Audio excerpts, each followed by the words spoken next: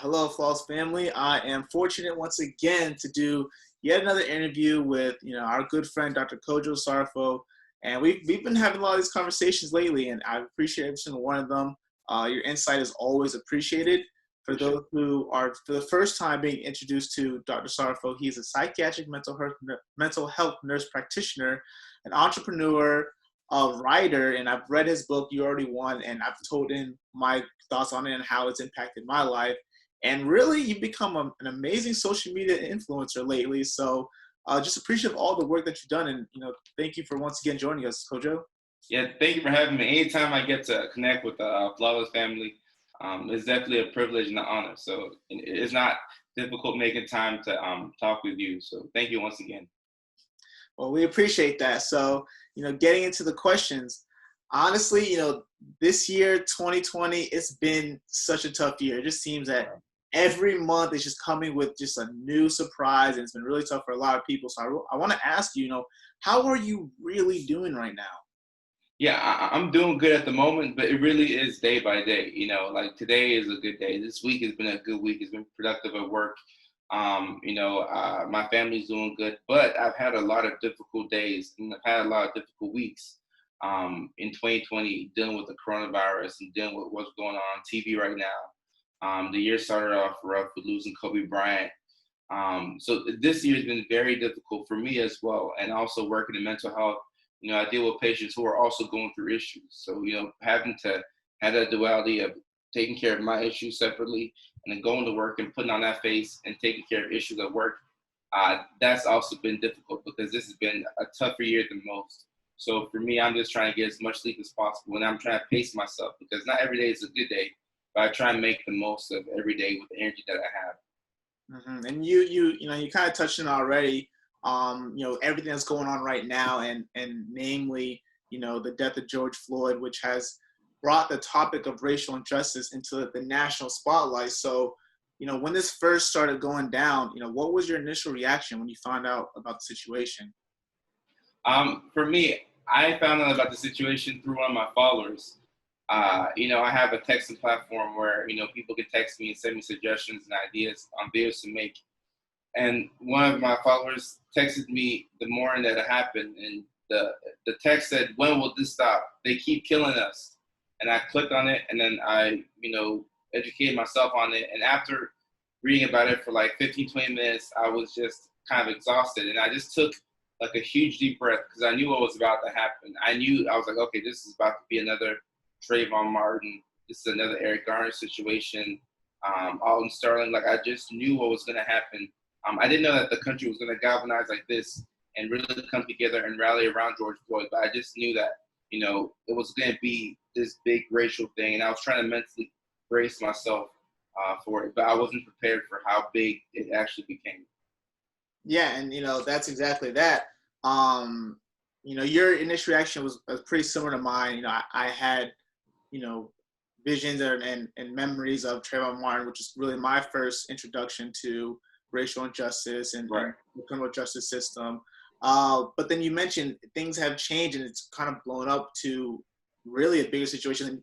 Like you said, that we really saw coming. So as time has passed, how has your emotions also changed? How have you been feeling, and how have you been taking care of yourself? Because this has really been like a heavy topic in the national media right now. So how have you been trying to deal with these emotions?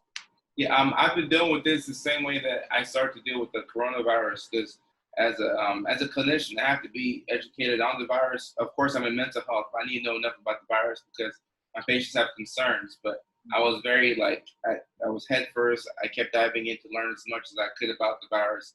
But eventually, I had to pull back and I had to limit my sources. I couldn't keep watching coronavirus news because that was making me anxious. And it's making my patients anxious. It's making my family anxious. So likewise with the George Floyd situation, I had to pull back. And I'm big on TikTok. That's my number one social media platform. But it got to a point where, of course, as a black man in America, you know how it is. We deal with this stuff on a daily basis. Mm. But people are just not learning about the fact that we're dealing with it, and they're trying to empathize. So they're making videos. And normally TikTok is an outlet for me, but it got to a point where every single video was George Floyd related. So I had to pull back. I had to stop watching for like a day or two And I'm in the middle of something that is called the Creative Learning Fund on TikTok. So me and a couple of other educators, we're putting out educational content every single day for 2 months to educate the public, whether it's about coronavirus or mental health or social justice or anything, mental wellness tips. We're just educating the public every day for about 8 weeks. And I actually spoke with my social media lady at TikTok, and we talked about some of the things that were going on with the George Floyd situation. And, they actually went ahead and they gave me a week off of this initiative, so I had a week to relax from making videos because I needed a break myself. When I look on TikTok, everything is George Floyd, and I'm dealing with it personally. I'm saddened by it. And then at the same time, my messages are being like filled up with, how do you feel about George Floyd? This, that. And then when you take a break off of social media, people are like, are you okay? Are you okay? And I'm like, I'm good, but I just have to recharge. And I have to give myself the ability to get good sleep, to get to work on time and do the fundamental stuff. And then that will allow me to once again come back out and then provide the content that I do for people. Yeah, and just kind of hearing how you need to recharge and how it's really affected you.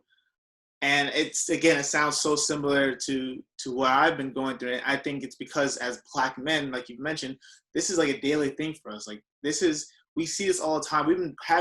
There's so many George Floyd's. The list is so long of people that have been unjustly killed.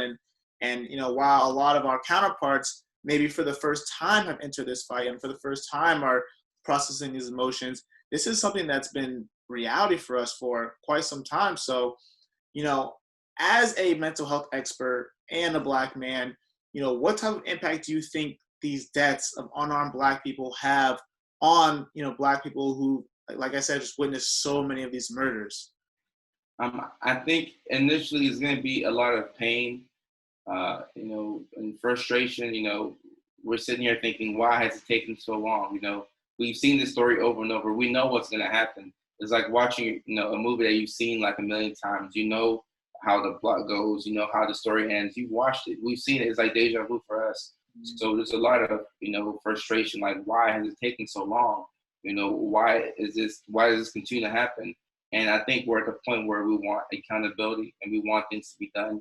So I feel like all the frustration that we're having right now is going to eventually turn into, some type of satisfaction. I think we're making progress. Like, I keep up with the news, and I've seen that in a lot of the different states in the U.S., they're taking out Confederate, monuments, statues. The University of Alabama is looking at renaming facilities that are named after Confederate, leaders. The car that I bought, I drive a Camry. I bought it at a Toyota dealership back in North Augusta, and it's on Jefferson Davis Highway. So this stuff is embedded in our culture and in our being, and we just got used to it. Like being like that's the way it is, but to see that we're actually making some progress, I think that's going to help us realize that our efforts are not in vain. And I'm in Virginia currently, and they're making plans to take down the Robert E. Lee statue, which is in the capital of Virginia, Richmond. And I think that's pretty powerful. Like, these things have been there for years and years and years, and this is a huge part of the country's history. And it's an embarrassing part. The Confederate. The Confederate flag, it stands for, the rivals of the United States of America. These people were actually trying to fight the United States, but it's kind of been taught to us like this is history, this is how the way things have been. But to see that the country's finally taking a stand to erase some of our, painful history, I think that's very encouraging for not only me, but for all minorities in this country. I think we're finally making progress.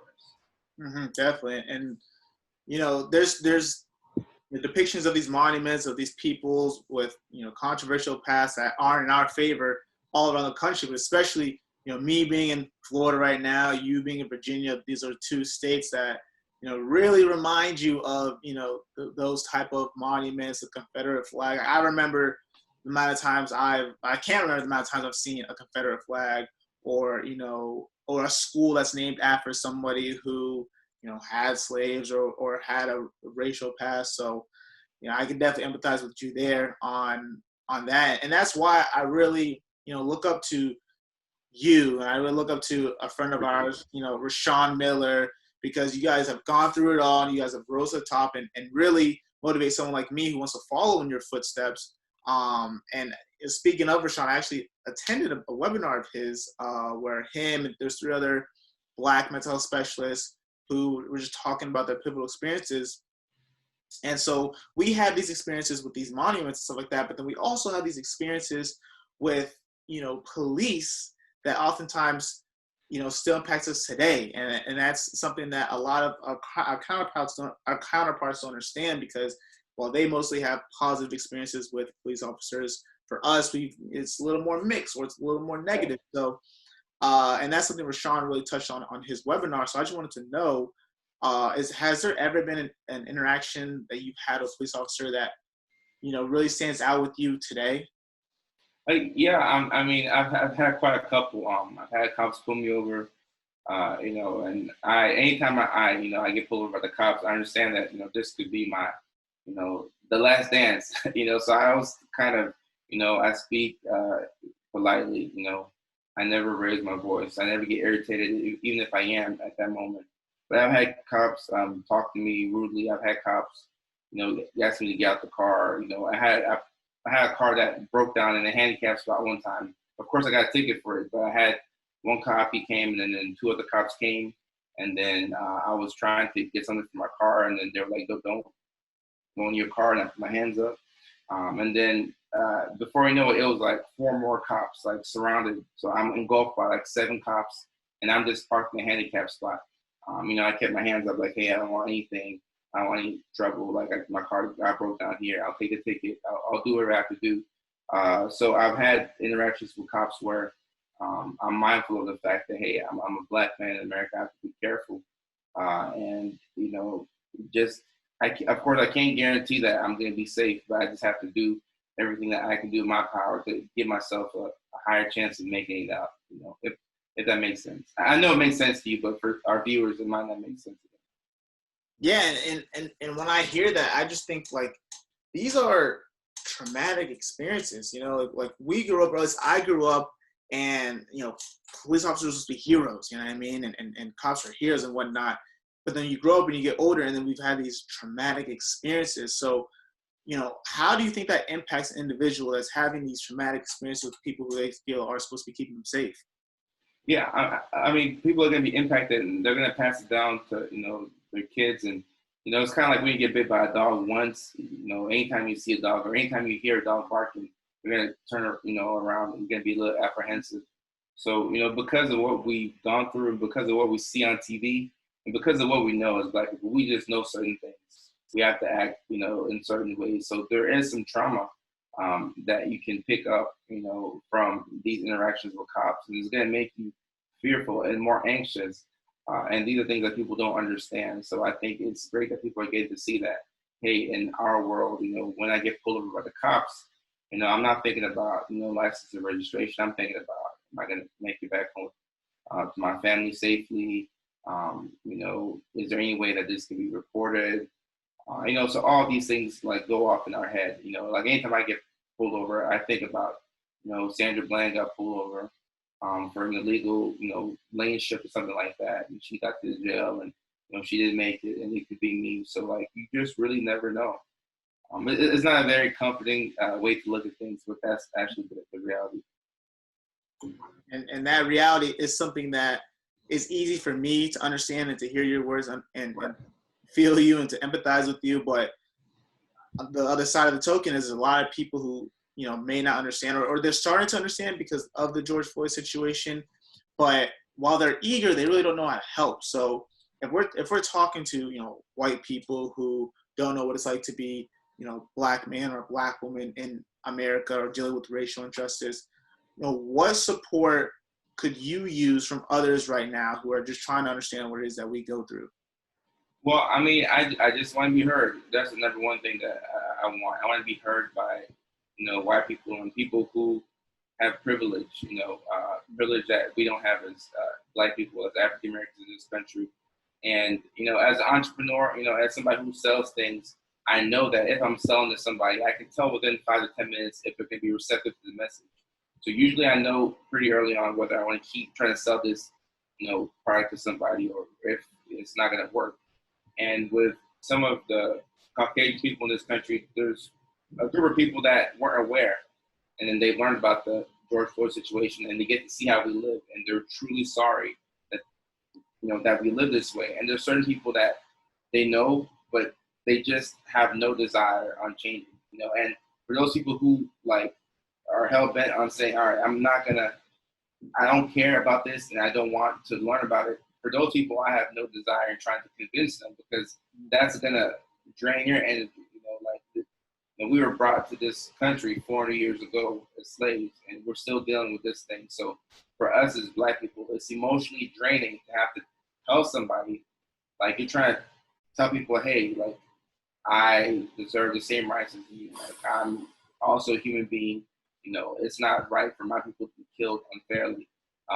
So try and convince somebody that of the rights that you were born with is extremely draining, and that should not be the job of us as African Americans in this country. So I would say lean into the people who want to hear you, the people that will make you feel heard and respected. And there's a lot of people. Sometimes we focus on the people who make it a point to not listen. But there's a lot of people who don't know and they genuinely want to learn. And I actually feel like that's the majority. So for those people, I'm interested in educating them on how we live and what we go through. And I'm just thankful for the fact that they want to listen. But for everybody else, I have no interest in trying to convince them of my experiences as a Black man. Mm-hmm. And term you use, emotionally draining, kind of hits on the head. I've also labeled it as exhausting to just go through. We've gone through for so long. And, so what advice would you have for the Black community that is feeling these emotions, exhaustion, emotionally draining? One tip that I've done that you mentioned is for the people that aren't listening, I'm not going to engage, you know what I mean? Because Right. It's just more exhausting. So what other pieces of advice would you have for the Black community that's just tired right now? Right. I would say first, worry about yourself as an individual. If, you've had negative experiences with police or law enforcement, which many of us have had, whatever you have to do to take care of yourself first is what I would do. Whether you have to take some time away from social media, whether you have to take some time away from, consuming the news, I would do all of those things first. Make sure you're good, and then figure out how we can, make actual change. And that's by voting. That's by researching organizations that have an interest in, promoting equality and equity for minorities in this country. And then, it goes from there on. And we do different things that we can do to help out, the Black community as a whole. How we can let Black kids get access to education. Not all of us are LeBron James and can create a school like that, but we can all do small things to donate, whether it's our money or our time. Try and be a mentor to somebody and lead by example. But none of that can be possible without taking care of yourself first. And sometimes that can be done by turning off the TV, taking a break from your phone and saying no to certain things to make sure that we're emotionally okay, because this is a very draining time for all of us. Definitely. And I'm glad that you touched on self-care, because as you know, self-care is a huge priority here at Flawless. So right. I'm glad that you provide us with some of those tips. But, really my last question for you is, if there's ever a time that we needed this, is right now. But if you had the opportunity to have a magic wand and create a flawless world, what would a flawless world look like to you? What would you do to really change this world? If I could create a flawless world, I would try and give everybody a magical gene that makes them more empathetic. I wouldn't want to change anybody's race. I wouldn't want to change their nationality, their sexual orientation, how they choose to live. But these are all things that makes individual and unique. And I think that we should respect them. But I would just give everybody the chance to feel. If you could put yourself in another person's shoes, I think that will make you a more empathetic human being. And I think that you can relate to others better. And everybody's going through something, even within the Black community. And even for Caucasians, not every single Caucasian is privileged outside of the race. People struggle with different things all the time. So if we're more empathetic and we can put ourselves in the other person's shoes, then we as Black people could see, okay, this is why this Caucasian person has these racist beliefs and values. They were raised in this family for so long, and they'll be disowned if they say Black Lives Matter. And then likewise, they can see how we live, and then collectively we can see how people who are, a part of the LGBTQ community live, and they can see how we live, and then we can see how people outside the U.S. live. I think if we were more empathetic as a community, it'd make us better people, and we would look out after each other. And as the coronavirus and the quarantine has taught us, we need people, we need each other, and we can't get things done without coming together as a group collectively. So if we were more empathetic as a society, I think that we'd be much better off. I think empathy is a great word that could really impact this world. And I know I said that was the last conversation, but being that this was our last question rather, but being that this was such a tough conversation, we really hit on some heavy topics. I want to end on a more positive note. So despite everything going on, is there a gleam of light? Is there something that gives you hope right now? Yeah, I'm very hopeful by some of the things that I'm seeing now that I've never seen. And like I said, some of the Confederate statues and buildings are being renamed.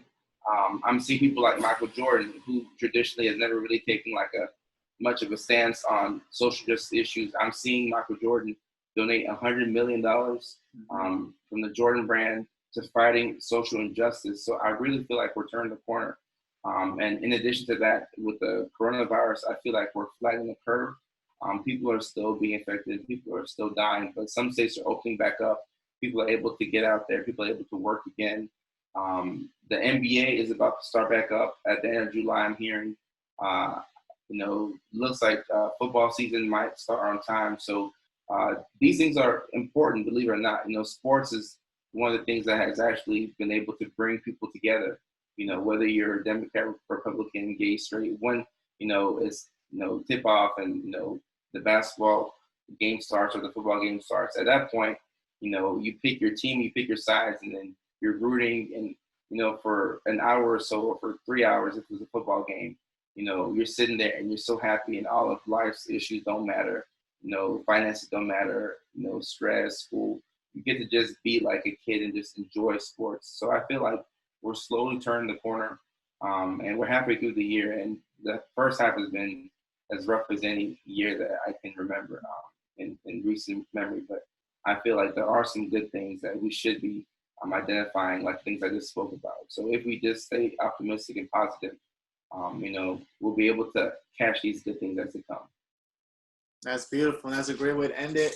Kojo, as always, thank you for an enlightening and an amazing conversation. Like I said, you and, guys like yourself, like Rashawn, you guys are really some of my role models in the field. So I always appreciate the opportunity to sit down and talk with you.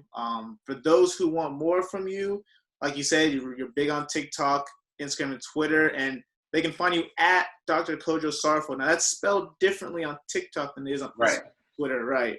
Right, because on TikTok, there's a dot after the doctor. Right. Dr. Kojo Sarfo. And I was going to change it, but people got used to the dots, so we'll just leave the dot there. But on all other social media networks, it's just Dr. Kojo Sarfo, and that's it.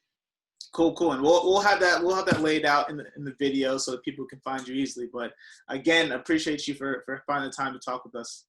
Thank you. I appreciate it. It's an honor every time I get to come on this platform. Thank you so much. Appreciate you, Kojo.